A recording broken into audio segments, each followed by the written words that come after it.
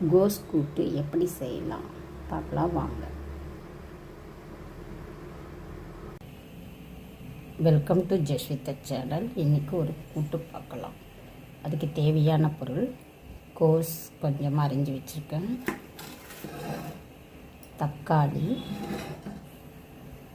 ஒரு வெங்காயம், கொஞ்சம் இஞ்சி பூண்டு விழுது, கறிவேப்பிலை, கொத்தமல்லி.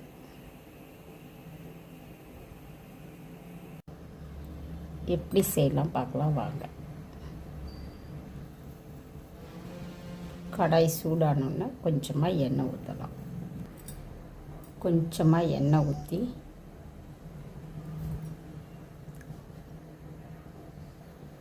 எண்ணெய் காஞ்சோன்னா கடுகு சீரகம் போட்டு தாளிக்கணும்.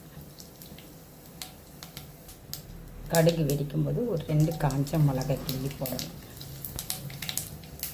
கடுகு இந்த மாதிரி நல்லா பொரிஞ்ச உடனே வெங்காயம், ஒரு வெங்காயம் சின்னதாக வெங்காயம் வதக்கணும். இது சிவக்கட்டும். வெங்காயம் வதங்கிறதுக்குள்ளே கொஞ்சமாக தேங்காய், கொஞ்சமாக சீரகம் மிக்சியில் தூள் பண்ணி வச்சுக்கணும். குறன்னு அரைச்சி வச்சுக்கணும். வெங்காயம் வதங்கினோடனே இஞ்சி பூண்டு விழுது,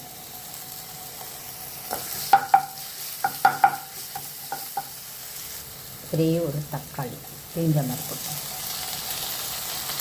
வதங்கணும் நல்லா. கொஞ்சமாக கறிவேப்பிலை, கொத்தமல்லி.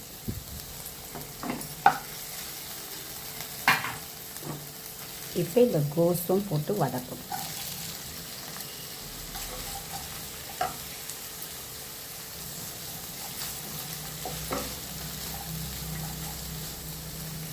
நல்லா வதங்கினோன்னு பார்க்கலாம்.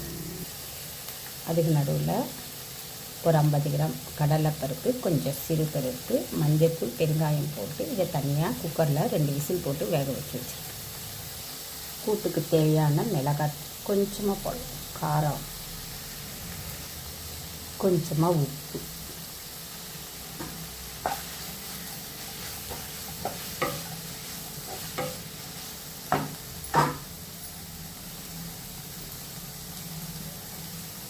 ஒரு டம்ளர் தண்ணி.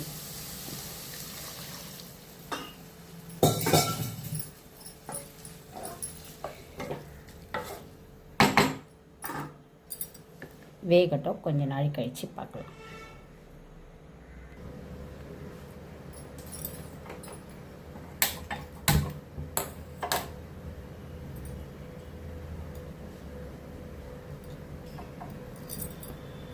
காய் நல்லா வெந்துடுச்சு. இப்போ வேக வச்ச பருப்பை ஊற்றிடலாம்.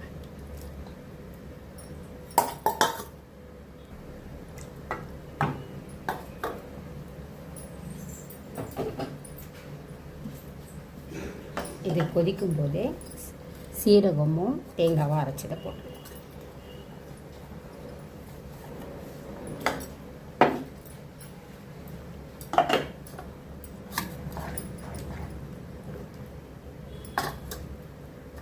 கொஞ்சம் நாளை கொதிக்கிட்டு. இப்போ பொரிச்ச அப்பளம் போடணும்.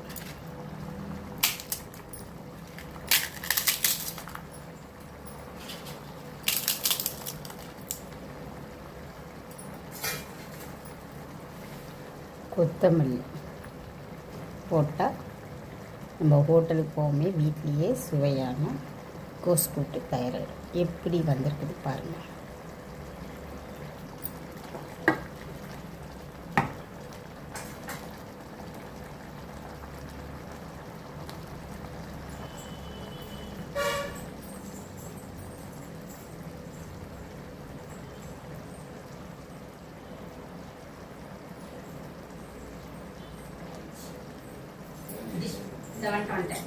ஒரு கிணத்துல ஊற்றி வைக்கிறேன். கொஞ்சமாக தேங்காய் எண்ணெய் இறக்கும்போது ஊற்றினா நல்லா டேஸ்ட்டாக இருக்கும்.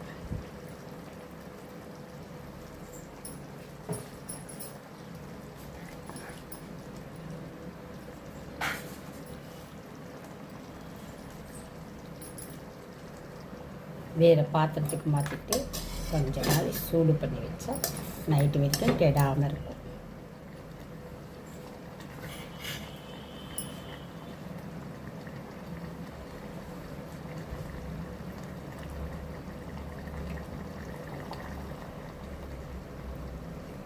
இந்த கூட்டு ரெசிபி பிடிச்சிருந்தா எங்கள் சேனலை சப்ஸ்கிரைப் பண்ணுங்கள். தேங்க்யூ.